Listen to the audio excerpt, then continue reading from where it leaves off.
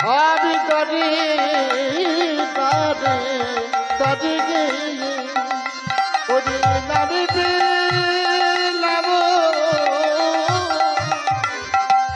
জয় রাধে রাধে বলে আমি দাদে দাদে করি নাম দিলাম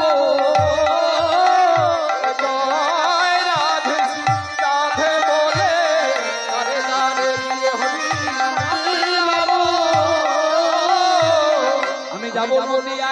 নদিয়ায় গিয়ে কি করবো জানো আমি মাথায় বাঁধবো নামা বলি আরে কন্ধে ভিক্ষার ঝুলি মাথায় বাঁধিব নামা বলি কাঁধে নেব ভিক্ষার ঝুলি মাথায় বাঁধবো নামা বলি কাঁধে নেব ভিক্ষার ঝুলি বাঁধিব নামা বলি কাঁধে নেব ভিক্ষার ঝুলি জয় রাধে শ্রী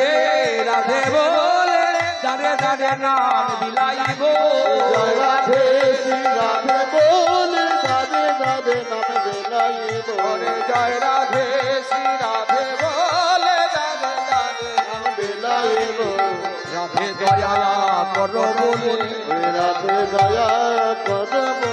আমি দাঁড়ে দাঁড়ে নাম বিলাইব রাধে দয়া করো বলে রাধে রাধে নাম বেলাইব রাধে দয়া কর বলে বধূ আমি কি বঞ্চিত হয়ে থাকবো সত্য যুগে তোমার মামে আমি সীতা নারায়ণ লক্ষ্মী ছিলাম সীতার যুগে আমি তোমার মামে সীতার যুগে তোমার মামে আমি সীতা হয়েছিলাম দাপরে তোমার মামে আমি লীলাময়ী হয়ে আছি রাধারানী কিন্তু কৃষ্ণের বউ নয় লীলাময়ী রাধারানীকে কেউ নয় রাধারানী কেউ নয় রাধা কৃষ্ণের পাশে দাঁড়িয়ে আছে ওটা একটা ছায়া মাত্র ছায়া রাধা রাধা যে রতিকে ধরে রাখতে পারে সেই হচ্ছে রাধা রাধা গোবিন্দের নিষ্কাম প্রেম ছিল মিলন হয়েছে বহুবার কিন্তু রতি সংযম করে রেখেছিল ওদের প্রেমে কোনো কাম ছিল না রাধারানী মা বলে না কেন রতি খলন না হলে সন্তান জন্ম নেবে না সুতরাং তাদের ব্রহ্ম রতি ধারণ করেছিলেন তার নাম রাধা গোবিন্দ মা রতি ধারণ করে রাধাকে ধারণ করে রেখেছিলেন মাথায় রতি খলন না হলে সন্তান হবে না রাধারানীর কোনো সন্তান জন্য হয়নি রাধারানীকে কেউ মা বলে না এই সমস্ত তত্ত্ব যদি আরো গভীরে শোনা যায় আরো সময় লাগবে কিন্তু মানুষের ধৈর্য হয়ে গেছে কম এটাই বড় দুর্ভাগ্যের বিষয় বুঝলেন তা যাই হোক একটা করে শুনুন আর চেষ্টা করুন আরো শোনার দীর্ঘ সময় বসে থাকার মতো শক্তি রাখুন ঘন্টার পর ঘন্টা বসে বসে শুনবেন কীর্তন অনেক কিছু বোঝা যাবে নিতাই গৌর হরি হরি রাধারানী গোবিন্দ আমার বললো রাধে গো তোমার কাছে যে আমি প্রেম করলাম সেই প্রেম জানার জন্য আমি মরতে যাব মানে কলিযুগে যাব ভক্ত হয়ে রাধে তোমার সাথে প্রেম করে তোমাকে প্রেমে কতটুকু আনন্দ দিলাম সেটা তো আমি বুঝতে পারলাম তোমার সাথে প্রেম করে তোমাকে কতটুকু সুখ দান করতে পারলাম সেটা আমি জানতে পারলাম না তোমার সাথে প্রেম করে আমি তোমাকে কত তোমার সাথে প্রেম করে তোমার প্রেমের যে মাধুর্য সেটাও জানতাম তাই সেইটা জানার জন্য আমি কলিযুগে যাব কাঁদবো আমি তোমার নাম করে করে কাঁদবো আমি কাঁদিব আর কাঁদাইব কাঁদিব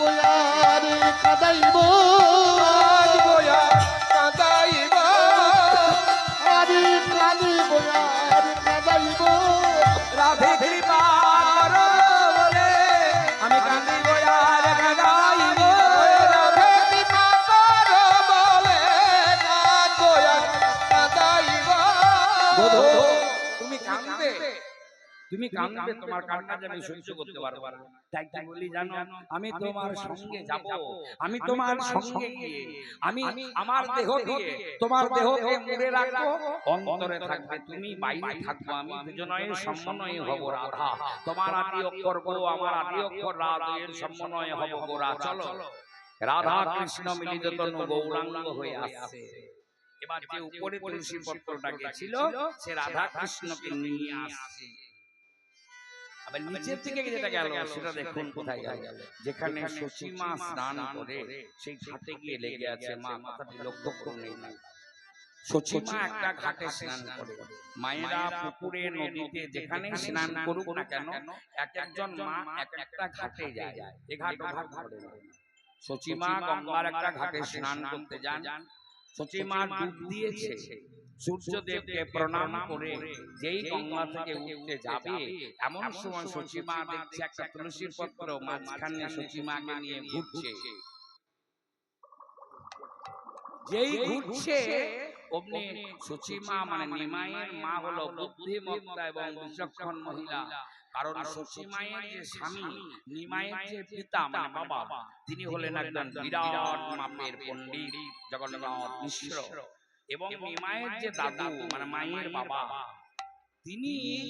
বিখ্যাত একজন অ্যাস্ট্রোলজার, গণৎকার, জ্যোতিষী নীলাম্বর চক্রবর্তী। তাহলে একটা গণৎকারের মেয়ে আর পণ্ডিতের স্ত্রী, তিনিও বুদ্ধিমত্তা এবং